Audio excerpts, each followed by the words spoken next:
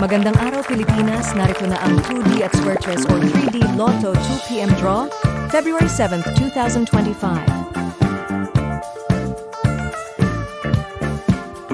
Ito ang resulta ng 2D Lotto. 20, 31, in exact order.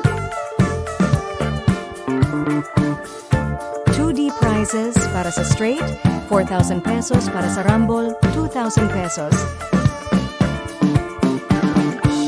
Ito ang resulta ng Square Chess o 3D Lotto. 3, 4, 4. In exact order. 3D prizes para sa straight 4,500 pesos, para sa Rumble 3, 1,500 pesos, at sa Rumble 6, 750 pesos. Kung ikaw ang maswerteng mananalo sa 2D or 3D, may plano ka na ba kung paano gagamitin ang pera?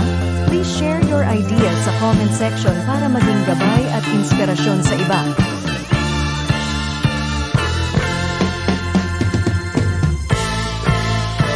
Huwag kalimutang mag-like and subscribe. Magandang hapon at maraming salamat Pilipinas.